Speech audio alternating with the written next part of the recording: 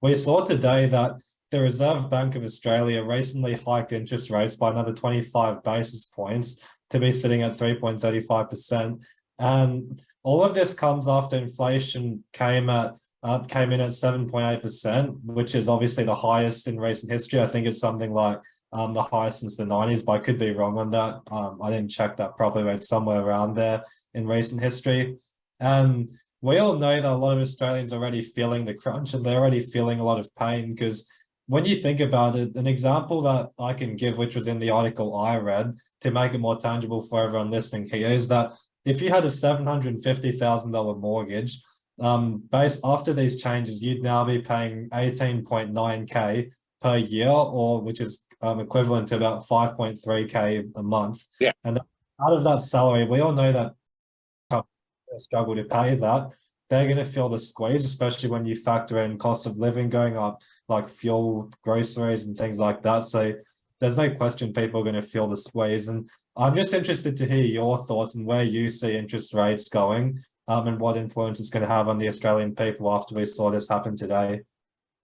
Well, yeah, 100% right. Yeah, the RBA can't be trusted because they've balls this up from the beginning.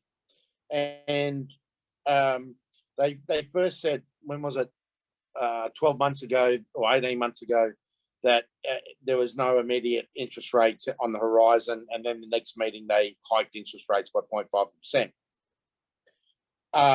or 50 basis points. Then the next thing that's coming out of their mouth, they keep going up and up and up and up.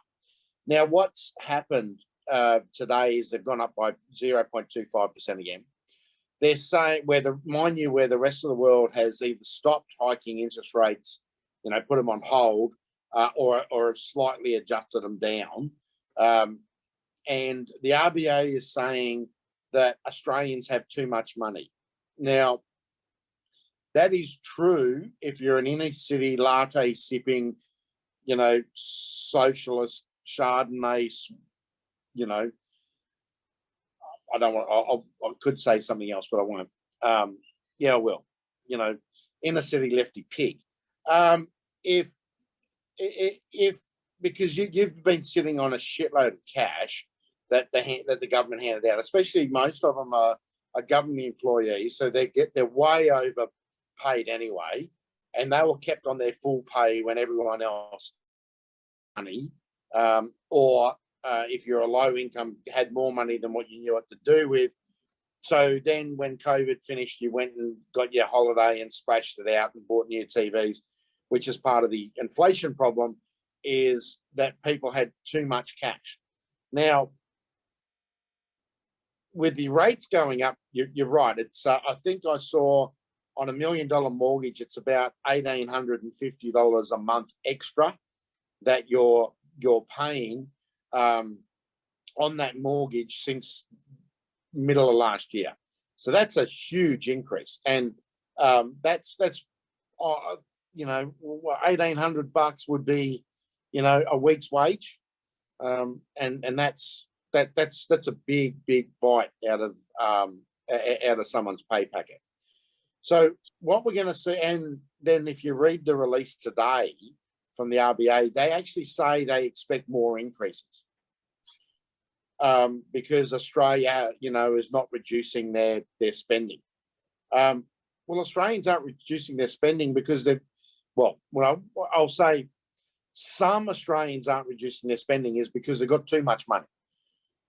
At the lower end, retirees, low-income workers, first-home buyers, they're getting squeezed and pushed out of the market in housing, which some of these inner-city elites want, because then they come along and pick up your house. The jobs are drying up, as we talked about last time, because of AI and robotics and all the rest of that stuff that's coming around.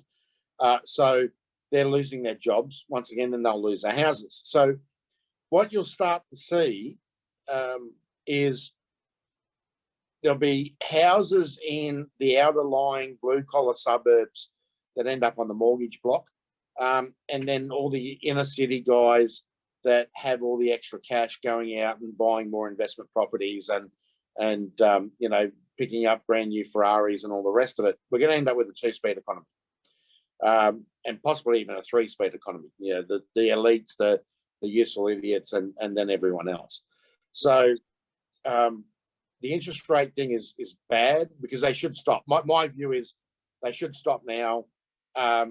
Inflation has got nothing to do with Ukraine. It's got nothing to do with that.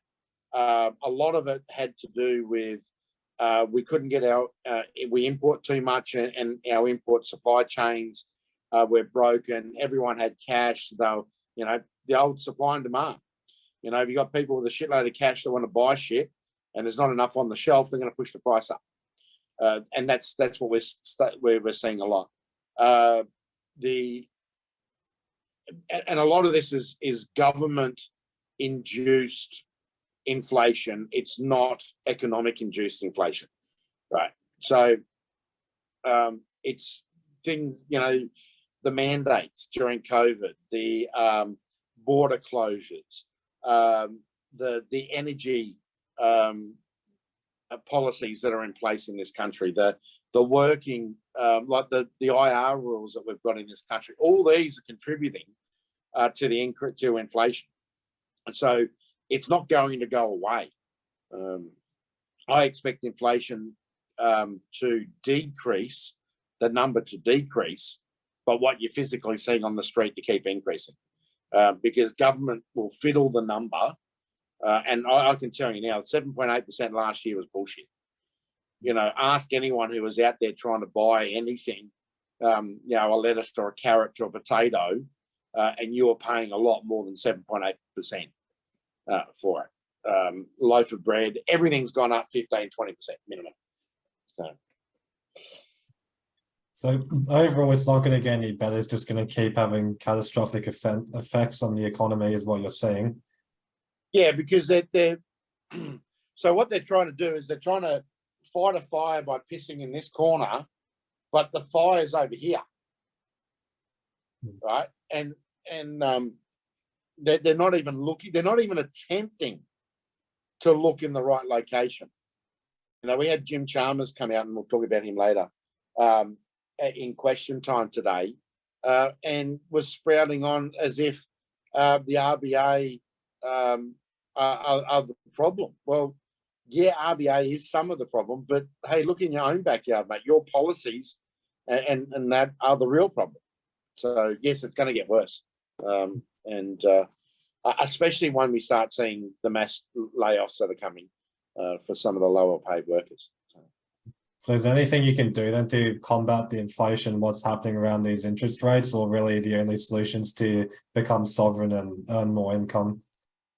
Pretty much, you got to just make sure you're earning more income, and your income has to rise at the rate of true inflation.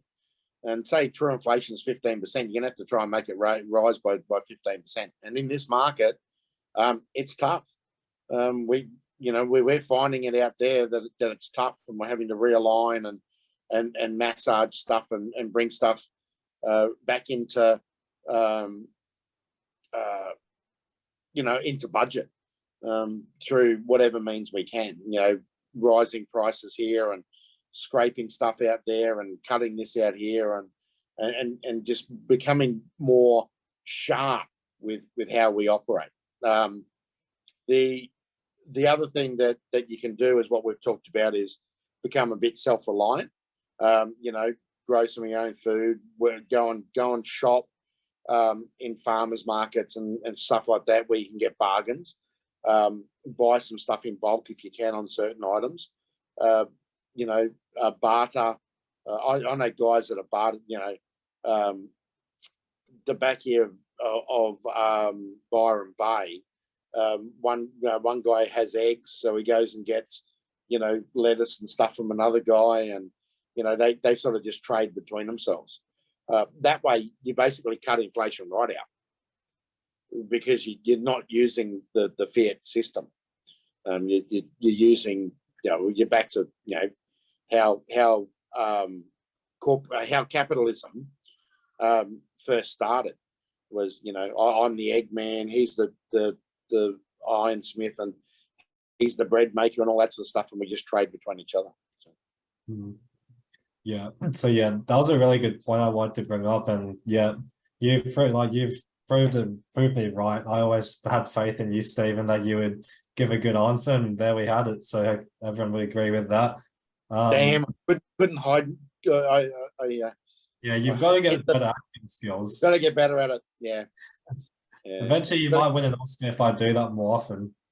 Yeah, got to become a better lefty. Yeah, you do. I think sometimes it's just too hard to hide that, but It is. I'll let you keep working on it.